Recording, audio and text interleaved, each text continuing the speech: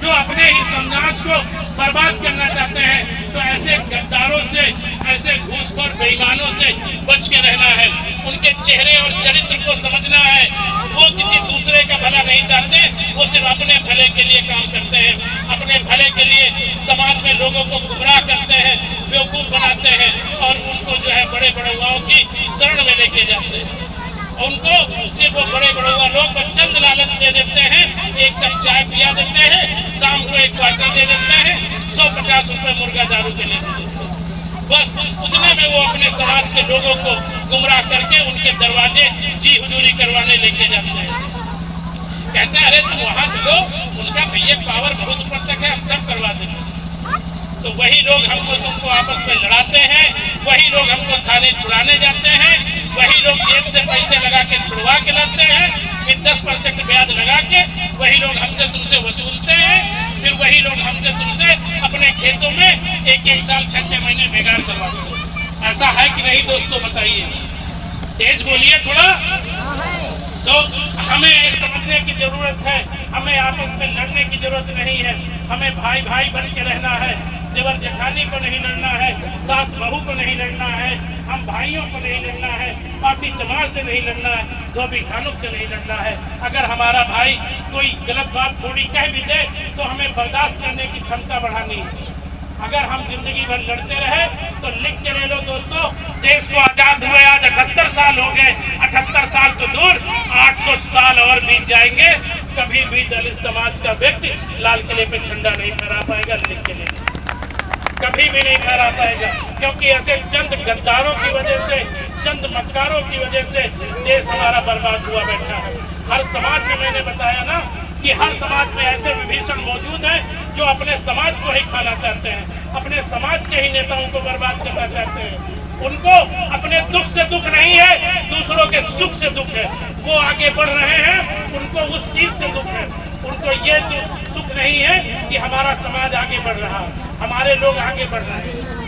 उनको दुख है कि अरे ये मेरा पड़ोसी क्यों आगे बढ़ा जा रहा है, ये फला व्यक्ति मेरे बगल में बैठता था, मुझे जी हुजूरी करता था, आज ये आगे क्यों बढ़ा जा रहा है।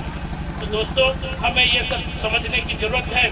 मैं अंत में फिर 2 बातें कहूँगा।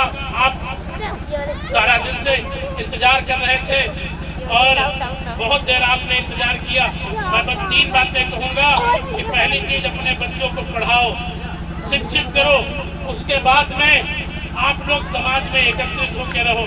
और सबसे अंत में मैं कहता हूँ, मान सम्मान स्वाभिमान चाहिए, समता समानता चाहिए, बराबरी का हक अधिकार अगर आपको चाहिए तो आपको आजाद समाज पार्टी भीम आर्मी का साथ देना होगा। आजाद समाज पार्टी में आपको न्याय चाहिए, न्याय चाहिए, अधिकार चाहिए, तो आपको भीम आर्मी आजाद समाज पार्टी में आइए। और अंत में मैं फिर कहूँगा कि मैं यहाँ पे न आपसे वोट मांगने आया था, न आपसे वोट मांगने आया था, बस इतना कहने आया हूँ मेरे भाइयों कि आजाद समाज पार्टी भीम आर्मी को पहले इस्तेमाल करो और फिर विश्वास करो। आप पहले हमारे इन भाइयों को इस्तेमाल करके देख लो, हमारे राजेश भाई को, ज्ञानेंद्र भाई को, इनको इस्तेमाल करके देख लीजिए। आप हम लोगों को इस्तेमाल करके देख लीजिए। हमारे नेता जो यहाँ पे बैठे हैं, हमारे जिले के कर्णधार जो बैठे हैं, आप उनको इस्तेमाल करके देख लीजिए कि वो आपकी मदद करने आते हैं कि नहीं आते। नहीं तो जिंदगी भर आप ऐसे ठगे जाओगे। तो दोस्तों, मैं आप लोगों से यही आह्वान करूंगा कि आप आजाद समाज पार्टी के साथ दो, भाई चंद्रशेखर आजाद जी के साथ में जुड़ो। जब हम लोग अभी किसी पावर पद में नहीं हैं, तब हम आपके हक अधिकार की लड़ाई बराबर लड़ने का काम कर रहे हैं, रातों दिन। अभी मैं 1 घंटे पहले एक हमारी गौतम समाज की महिला थी, उसको उस बड़ी जात के लोगों ने, जो अपने आप को बड़ी जात के कहते हैं, उन लोगों ने मारा पीटा। एक चमार समाज की महिला को मारा पीटा था। मैं उसकी FIR कोतवाली में अभी लिखवा के वहाँ बैठ के तब मैं यहाँ पे आया हूँ।